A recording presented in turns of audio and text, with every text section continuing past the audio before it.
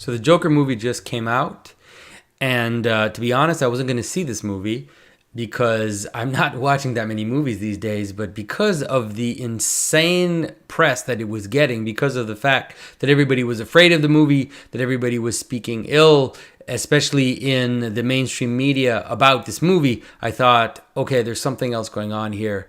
And I have to see it to understand why this particular movie is making people freak out. And so that's mostly what the movie is going to be about. I'm going to go through the Joker movie and I'm going to show you why the reason people are so afraid of the Joker movie has much less to do with the story in terms of the violence or the way that the Joker acts, but it has more to do that in the very structure of the storytelling, it breaks apart the political narratives that have been prevalent in America, and it smashes the Overton window to smithereens.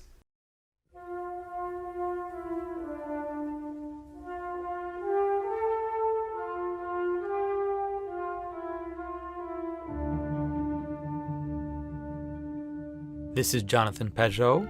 Welcome to the Symbolic World.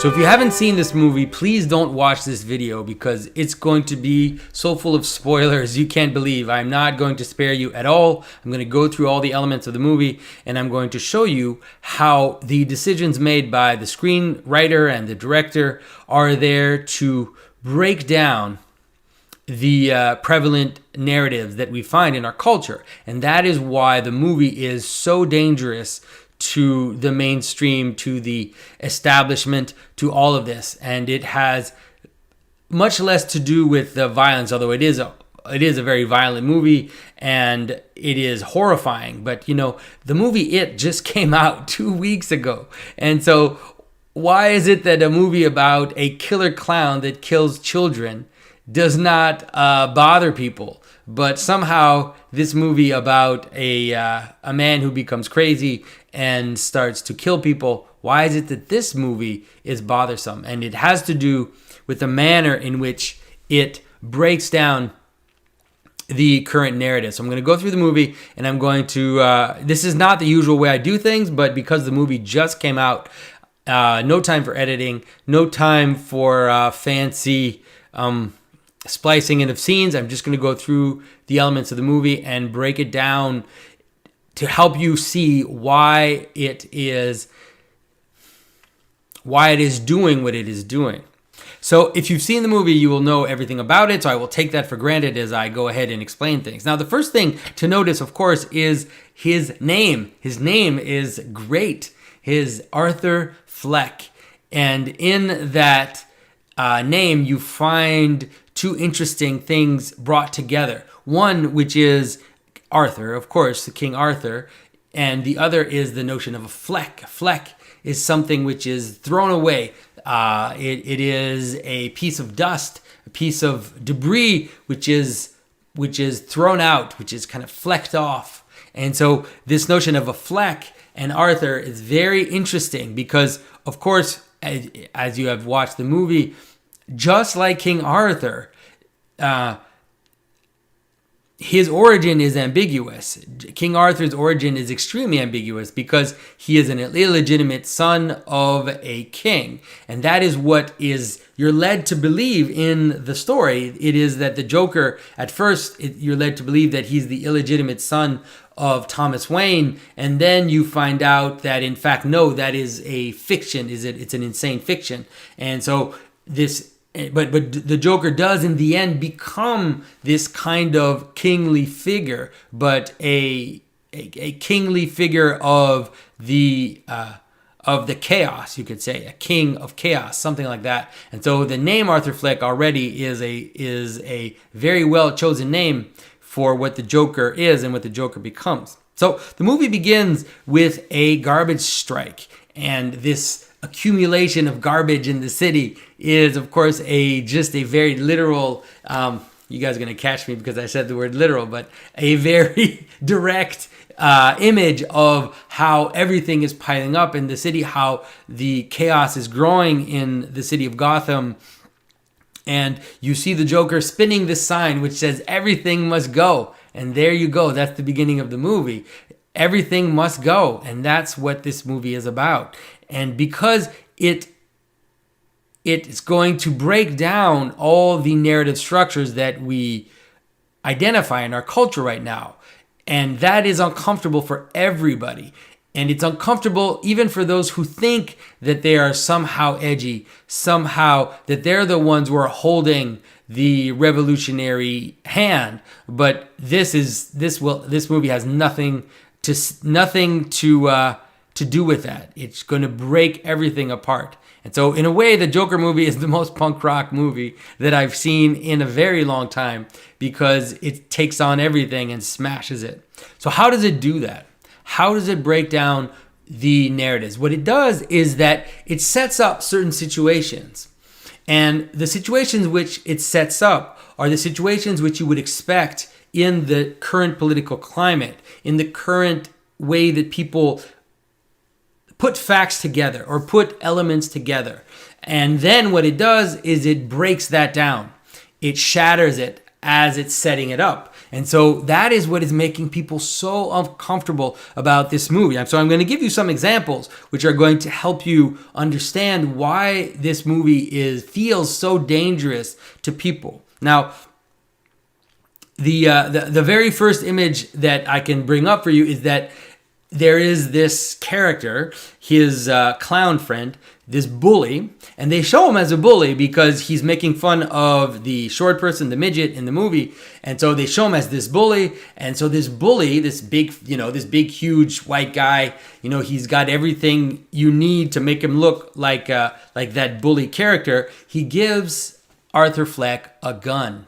Now, that's what you would expect, of course, because he fits the typified image. But then the Arthur Fleck character takes this gun and he uses it. But he uses it to kill these elite kind of Wall Street types, as he calls them himself. These three young Wall Street types, looking like the Covington kids type of guys. And so already you have this problem, you have this smash, which is that on the one hand, you want to, certain political narratives will want to say, yes, of course, here's this bully type character giving him a gun, being interested in guns, but then the gun is used to kill the elites in society. And so, how do you deal with that? Because the gun ownership in the political narrative of the U.S. is seen as, the powerful who have these guns, and it's the powerful who are defending the use of guns, but now it's used in a kind of revolutionary manner. But even in that scene, again, everything it breaks down, because you see the Joker sitting in the train, and you see these three kind of young rich kids who are bullying this young lady. And so when they come and they beat up on the Joker, they beat up on Arthur Fleck, you feel sorry for him, of course. And you can, that story is typified, these three bullies kind of harassing a young lady. And so finally you think the Joker defends himself and he shoots one of the guys. And so there's this disturbing sense of catharsis in the moment. But then he not only kills the guy, but he goes out and he hunts the third guy down and he shoots him down in cold blood. It's already the narrative of the revolutionary narrative, you would say, is already broken down, because the extra step that he takes to go hunt him down, to shoot him down with a gun, and this gun is an evil thing in let's say left-leaning American narrative. The idea of killing elites is a left-wing fantasy, and so how do you jive these things together in the modern political landscape? So that breaks it down. Another way that the story gets broken down is in the very character of Arthur Fleck himself, because on the one hand, he is portrayed as someone who is poor, someone who is suffering, someone who has been abused. He is portrayed as a victim. But in the modern political landscape today, we have had all this talk about these dangerous incels and these kind of dangerous, lonely guys who are a social threat. So portraying him as a victim and at the same time having him as being this disturbing character who has become the big boogeyman of the modern world right now, it's very interesting to see. The way that people view incels today in terms of the media is very similar to the way that some racist white guy in the 1930s would have viewed African Americans. He would have thought, oh, those black people, they're going to come and get us. They're dangerous. And so we have a very similar narrative today where it's like now all these, there's an army of incels out there that is going to come and get us.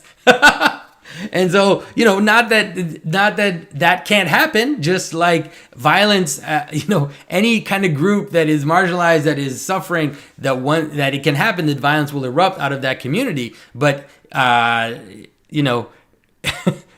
we're not yet going to have a not all incels hashtag. Maybe we should, who knows? But we see that in that element. And so another way in which all the expectations are broken is that you have this poor character, Arthur Fleck, and his mother, who's writing letters to Thomas Wayne. And so Thomas Wayne is represented as this jerk, and he looks exactly like you would expect him to. A kind of overweight, big guy, with a tuxedo, who talks about people who are not succeeding. He talks about the poor and about the marginalized in society as a bunch of clowns.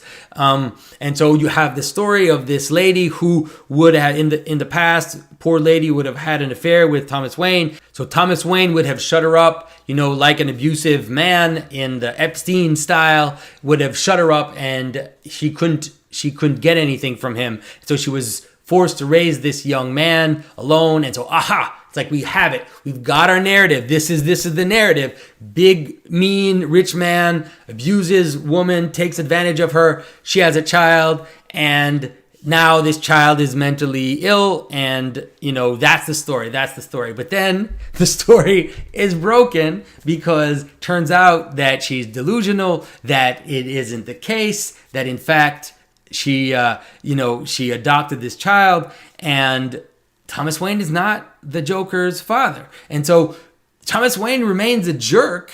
The things that he said at the beginning are still extremely annoying and extremely disturbing, but then he's also not he's not what the story has brought him up to be. And so the idea that somehow Arthur Fleck would want to wreak vengeance upon him doesn't have any meaning anymore. And so this narrative is broken as well. So constantly in the story, that is what we're seeing. We're seeing expectations brought up, and then those expectations being cut at the knees so that you cannot hold on to the narrative that you think the movie should have in order to justify its existence. And that is why so many people have been angry and just annoyed and can't deal with the movie itself. And so the movie is, in the story, we kind of explore this notion of not having an identity. So Arthur Fleck loses his identity as the movie is moving forward. He first discovers, he thinks that, he has these fantasies about connecting with the talk show host. He has then this dream of maybe being the son of Thomas Wayne, and all of these identities that he has are broken down. And so he becomes, in a way, the same kind of anonymous he's adopted. We don't know who his real parents are. His mother is abusing him. And so he is without any identity. He's the picture of nihilism. But the thing about nihilism is that nihilism is not on anybody's side. And that is why so many people are frustrated with it. I read a review the Associated Press, which says, "I wish the movie thought was as radical as it thinks it is." And that's hilarious because the movie is not about radical in the political sense. And what he means by that, of course, is radical like I would want it to be. Radical in the way that I interpret reality, I interpret politics. I saw a very similar review of it on the Roger Ebert website, where they criticize the producers for not being courageous enough, not being brave enough. For example, not making the Joker character into a racist. And you think, why did they say that? Very fascinating. Because if you had made him racist, then it would have been easy to classify him. It would have been easy to say, oh, he's that kind of horrible, evil person. But no, because he's not a racist, because he falls in love with this African-American woman, then you just can't put him in a category. And that is what annoys everybody so much. And I understand it, because that is the clown. That is the trump card. That is the card that has no category, the one that can be anything that you think it is, and at the same time, none of them at all. And that is why the movie itself ends up being what the Joker is, smashing everything. Nothing, everything must go. And that seems to be what the movie is really about. And, this is me speculating, but it seems like, in a way, the movie is also a comment coming from the director. The director expressed just before the movie came out that he decided to make more dramatic movies and stop making comedies because who can make a comedy in this woke culture? And that seems to be the moment where the media really turned on him, really decided to start attacking him. And you see, there's a scene in the movie where the Joker is sitting in the couch of the talk show host. We have to understand the talk show host as this political gatekeeper. The Stephen Colbert of talk show hosts and all those other political talk show hosts which are out there who have somehow may decided what is funny and what isn't. And you see in the Joker, he talks about the establishment, and he says, you decide what is funny and what isn't. And then he points to their cruelty. There are a few very, very powerful there's so many little tidbits in this movie that help you understand what it is that is trying to be portrayed and how it really is this movie which is trying to break down all narratives. And the narrative, of course, is seen as that elite, the ones who are holding the story, the ones who are holding the politics. Thomas Wayne, the talk show host, those are the ones who are holding the reins. And so there's a scene where they show on television, you see him in his apartment, and it's in the background, and you see this kind of gaudy scene of African American workers who are kind of singing, and it's this kind of really bad image of these kind of black workers that are singing, and the whole cliche of the kind of poor black man who sings jazz, and the whole cliche of the shoe shining black person. All of that is there, and it's kind of disturbing to see that on the television. And you think, oh man, what is going on? And so then you think, aha, maybe this movie. There's so many scenes like that. Maybe this movie really is racist. Maybe that's what it is. And then there's another scene where the Joker walks into a movie theater, and all these people, all these rich elites in tuxedos are sitting there and watching Charlie Chaplin as the hobo, and all of them are laughing at this homeless man who is spinning on his skates. And you realize this, how much this is not so much how it really is this breakdown of everything. It really is everything must go. But the ultimate thing that I think is making people crazy is how it crosses the different narratives together and gives us something which seems impossible, but that people just can't stand to watch, which is that Joker is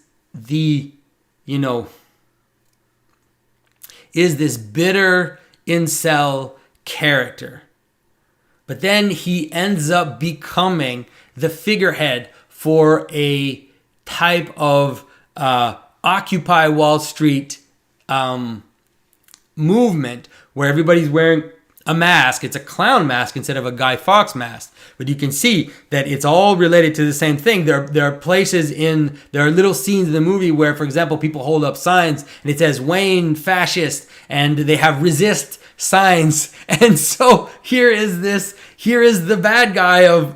new bad guy of contemporary culture, this clown incel, lonely guy who lives with his mother, and he is the cause, he is the inspiration for a movement which is an Occupy movement of resistance and anti-fascist movement. And so it's like smash the two narratives together, and no wonder people cannot stand it. Now, mind you, the movie is extremely disturbing. To watch this character become crazy, to watch him kill his mother, to watch him,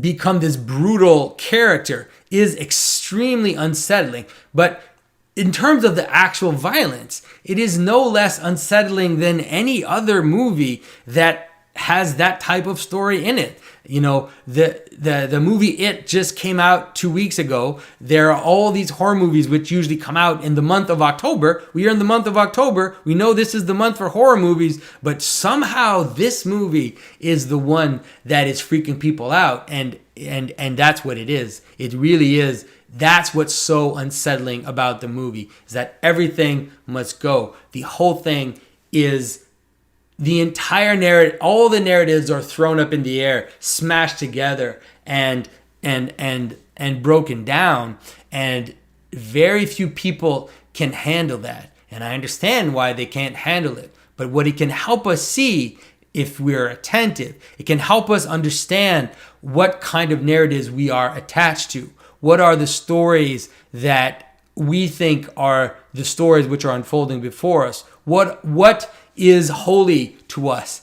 And that's what a clown does. A clown is always pointing and taking apart the things that you care about. The clown is always turning things upside down. He's always making fun of the things that we hold dear. That is the role of a clown. And just because